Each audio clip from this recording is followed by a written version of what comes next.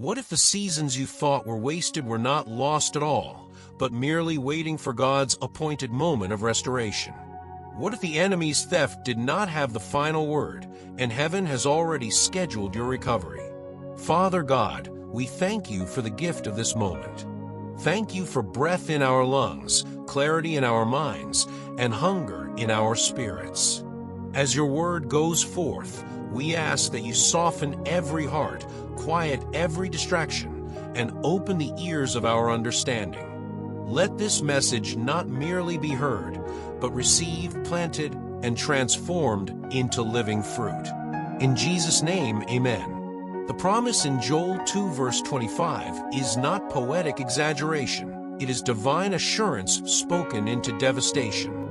And I will restore to you the years that the locust hath eaten. God does not speak in vague optimism. He speaks in covenant language. Restoration in this passage is not limited to material recovery. It reaches into time itself.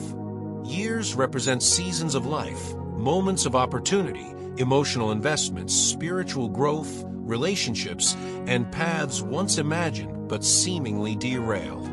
When God says He will restore years, He is declaring His authority over what humans believe is irreversible. The imagery of locusts is deliberate. Locusts do not destroy all at once. They strip gradually. They consume quietly, persistently, and relentlessly. By the time their work is evident, the field is bare and the farmer is left wondering when the loss occurred. This is how the enemy often operates in real life. He steals through discouragement that lingers, through compromises that feel small, through delayed obedience, through trauma, betrayal, sickness, fear, and prolonged waiting. Loss is rarely dramatic, it is cumulative. Yet God does not minimize this reality. He names it, acknowledges it, and then confronts it with His promise. Restoration is central to God's character. Scripture repeatedly reveals a God who reclaims what was taken. In Exodus, Israel's years of slavery were not merely ended, they were recompensed. The people left Egypt with silver, gold, and provision for the journey. What oppression delayed, God accelerated. In Ruth's story, famine and bereavement marked her early narrative, but redemption reframed her ending. God did not simply give her a husband, He restored lineage, dignity, and legacy. What appeared like a footnote of suffering became a chapter in the lineage of Christ. This pattern continues throughout Scripture because it reflects how God works in the present. Many today carry silent grief over lost time, years spent in survival mode, seasons consumed by wrong relationships, dreams postponed by responsibility or fear, spiritual growth delayed by disappointment with God or the church.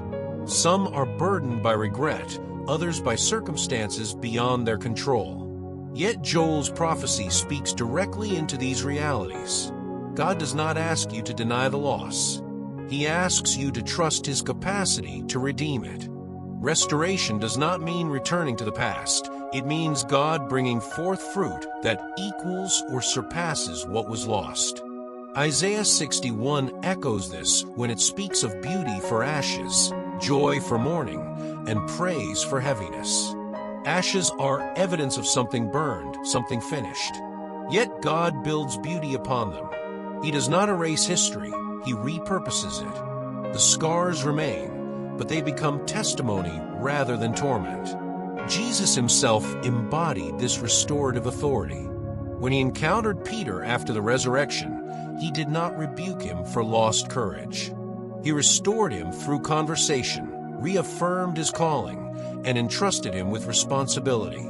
Peter's denial did not disqualify him, it refined him. What the enemy intended to end Peter's usefulness, God transformed into humility, boldness, and leadership. Likewise, the moments you believe disqualified, you may become the very soil from which your greatest impact grows. The present-day challenge is learning to believe restoration is possible when evidence suggests otherwise. Modern life reinforces finality. Deadlines pass. Opportunities close. Youth fades. Systems do not forgive easily, but God is not constrained by systems. He works outside linear progression. He compresses time, accelerates growth, and brings convergence where delay once reigned. One encounter, one decision of obedience, one season of surrender can recover what took years to lose. As you reflect, consider this. What areas of your life feel barren, delayed, or permanently diminished? These are not beyond God's reach. They are precisely where His promise is aimed. Restoration begins not when circumstances change, but when trust is reestablished. God restores to those who turn their hearts toward Him, not because they earned it, but because He is faithful to His word. This is not the end of the story. What has been taken will be addressed. What has been delayed will be redeemed. What feels wasted will yet testify to God's goodness. Restoration, however, does not occur in a vacuum. It unfolds within the context of relationship, obedience, and spiritual alignment. Joel 2 does not merely announce restoration. It is preceded by a call to repentance, fasting, and a return to the Lord with the whole heart. This is significant. God's promise to restore years is inseparable from His desire to restore intimacy. He is not interested in merely returning what was lost. He longs to reestablish who we are becoming. Many struggle with restoration because they desire the outcome without embracing the process. Scripture consistently reveals that God's work of recovery often begins internally before it manifests externally. Proverbs teaches that wisdom is the principal thing, and wisdom is forged through humility and instruction. When the heart is reordered, life follows. The enemy may have stolen time, but unresolved patterns can continue the theft if they are not confronted. God restores what is surrendered. Consider the story of Job. His losses were staggering, comprehensive, and undeserved. Livelihood, family, health, and social standing were stripped away in succession. Yet the turning point in Job's narrative did not begin with the return of possessions. It began with revelation. When God revealed Himself more fully, Job's understanding expanded, and repentance followed, not for wrongdoing, but for limitation of perspective. Only after this encounter did restoration occur, and Scripture is deliberate in noting that Job received double what was lost. Restoration, then, was not merely compensation, it was transformation. This principle applies today.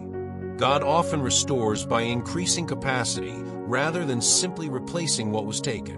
Lost years are not returned chronologically, but purposefully. What once took 10 years to develop may now be accomplished in 2. Maturity accelerates when humility deepens. Clarity sharpens when distractions are removed. The Spirit redeems time by intensifying fruitfulness. Jesus illustrated this truth in the parable of the laborers in the vineyard. Those who worked only 1 hour received the same wage as those who labored all day. From a human perspective, this appears unjust. From a kingdom perspective, it reveals God's sovereignty over reward and time. The latecomer was not penalized for delay. The lesson is not about effort, it is about grace.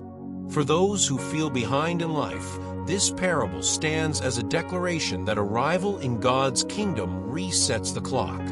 The enemy's strategy thrives on shame and despair. He whispers that it is too late, that the damage is permanent, that others are ahead, and you are disqualified. Yet Romans 8 reminds us that there is no condemnation for those who are in Christ Jesus. Condemnation immobilizes, conviction mobilizes. God does not shame you into restoration. He invites you into it. The story of the prodigal son further illuminates this truth. The son did not merely lose money. He lost time, reputation, and relationship. His return was marked not by punishment, but by celebration. The father restored sonship immediately before the son could earn anything back. The robe, the ring, and the sandals were symbols of identity restored. The years spent in waste were not revisited. The future was reclaimed. This is how God operates with those who return to Him sincerely. In practical terms, Reclaiming what the enemy stole requires discernment. Not everything lost must be recovered in its original form. Some losses were protective. Some endings were merciful. Restoration does not mean returning to every former situation. It means receiving what aligns with God's current purpose. Paul understood this when he declared that he counted certain things as loss so that he might gain Christ. What feels like theft may sometimes be pruning, preparing for greater fruit. Nevertheless, where the enemy has indeed stolen through deception, delay, or destruction, God's justice prevails. Jesus said the thief comes to steal, kill, and destroy, but he came that we might have life and have it more abundantly. Abundance is not excess, it is sufficiency that overflows into purpose. When God restores, He does so with intention, equipping us not merely to recover, but to steward wisely. This season, therefore, is an invitation to examine the posture of your heart. Are you willing to let God redefine what restoration looks like? Are you prepared to release bitterness over what was lost in order to receive what is being built? Restoration requires trust not only in God's power, but in His wisdom. As the message continues, we will move from understanding restoration to actively walking in it through prayer, application, and a decisive response to Christ's invitation. Restoration ultimately requires response. God's promises invite participation, not passivity. Scripture reveals that while God initiates restoration, human alignment sustains it. The years the enemy stole are not reclaimed by regret, but by resolve. They are not recovered through striving, but through surrender. Ephesians 5 exhorts believers to redeem the time because the days are evil. To redeem time is to live intentionally under divine authority, allowing God to order priorities, heal memory, and sanctify the future. Present-day life is filled with competing demands, unresolved wounds, and spiritual fatigue. Many believers feel stretched thin, carrying responsibilities while quietly grieving what might have been. Yet Psalm 37 assures us that when we delight ourselves in the Lord, He gives us the desires of our hearts, not as indulgence, but as alignment. As the heart is recalibrated toward God, desire itself is purified, and what once seemed impossible becomes attainable through obedience. Reclaiming what the enemy stole begins with recognizing that your life is not defined by interruption. Joseph's years in the pit and prison were not wasted, they were formative. When restoration came, it arrived suddenly, decisively, and publicly. God did not merely return Joseph to society, He elevated him to authority. The famine that threatened others became the platform for Joseph's restored influence. Likewise, the areas where you experience loss may yet become the very places where God's glory is displayed. Application, therefore, must be deliberate. First, identify what was lost without judgment or shame. God cannot heal what is continually denied. Second, release resentment toward yourself and others. Bitterness prolongs captivity. Third, re-engage spiritual disciplines, prayer, scripture, and fellowship as anchors for renewed growth. Fourth, act in obedience where God is currently speaking, not where you wish He had spoken before. Fifth, trust God's timing, resisting comparison and impatience, knowing that restoration unfolds according to divine wisdom. Let us now pray. Father, we thank You for being a God who restores. Thank You for Your authority over time, loss, and adversity. We bring before You the years marked by disappointment, delay, and grief. Where the enemy has stolen opportunities, joy, confidence, and purpose, we ask You to restore according to Your promise. Heal memories that still ache. Redeem decisions that still haunt. Restore hope where discouragement once lived. Reignite calling where silence lingered. Align our hearts with Your will so that what You restore is stewarded well. Teach us to walk forward without fear, trusting that nothing surrendered to You is ever truly lost. If you are listening today and you have not yet surrendered your life to Jesus Christ, This moment is for you. Restoration begins with relationship. Pray this prayer sincerely. Lord Jesus, I acknowledge that I have sinned and fallen short of your glory. I repent of my sins and turn away from my old life. I believe that you died for me and rose again. I invite you into my heart as my Lord and Savior. Forgive me, cleanse me, and make me new. From this day forward, I choose to follow you. Amen. If you prayed that prayer, you are not meant to walk alone. Seek out a church near you that teaches Jesus Christ as Lord and faithfully proclaims the Word of God. Growth, accountability, and community are essential to spiritual maturity. As you reflect on this message, consider this question.